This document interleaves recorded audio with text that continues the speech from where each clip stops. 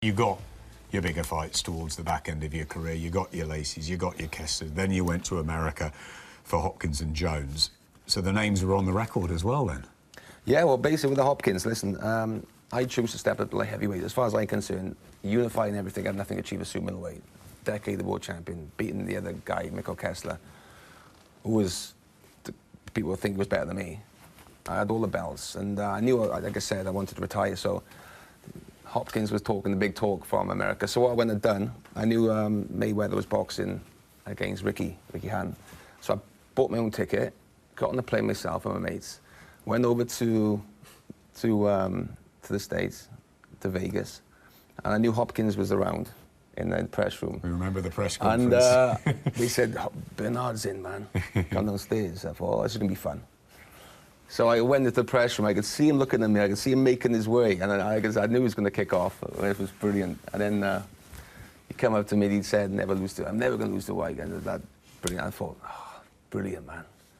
Awesome. That's brilliant. The fight's going to be just made so much money on the table with that comment. I would love this. So you will lose. And he's like, giving it that waffle. He walked away, straight on the phone and said, listen, the Hopkins fight is happening to Frank. Okay, well, get on with it. And the rest is history, you know. But yeah, he's an excellent fighter, Hopkins. So clever. And, you know, it was a messy fight, my fight with him, you know. No fight against Hopkins is easy for anyone. Exactly. Just had to throw punches, you know. And he started to tie after 7 rounds. You know, 8 rounds, feigning low blows and so on. But it was a tricky fight, and it was a close fight. Put you down, didn't he? He did. Thanks for reminding me that. He did put me down. Yeah, well, okay. All right, mate. I started making a habit of going down later in my career, man. I didn't go down about twice in about 20 years. My last 2 fights, I go down the first round. To Hopkins Just and give him a Jones, chance. you know, come on. Come on, give him a chance. Yeah, flash knockdown, rushed in. He caught me with a nice right hand, but I wasn't hurt, got up. And I was always chasing the fight after that.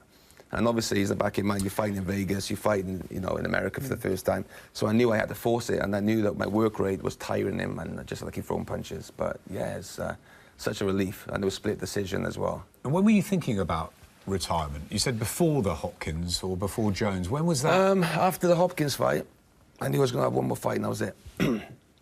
I couldn't train. I couldn't train anymore. My hands were gone. I had an MRI scan on my hand, and Professor Fairclough was my doctor and friend as well. And the scan on my hand, I think it was after Manfredo, and he was telling me my hand's deteriorating from all the needles I've had over the years, cortisones and painkillers, and obviously the damage.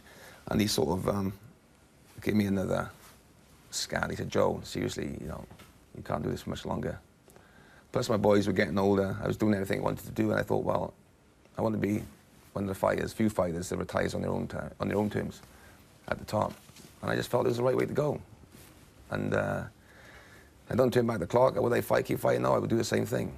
Did you feel the reflexes going at all? Not at all. I was still in great form. Yesterday, you watched my fight with Roy Jones. Sure. Except for the first round. Fast forward the first round. 4-round shot.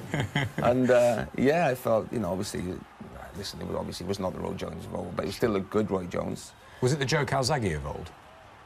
I thought it was one of my best fights, especially round 3. But yeah, I felt still in great form. What mistake were they all making? You know, you knew what your drive was, you knew what your success was because you had the desire, you had that will, that self-belief and confidence. What do you think that same mistake all your opponents made when they got in the ring with you? Mistake is hard to say. Step in the ring, that's a mistake they made.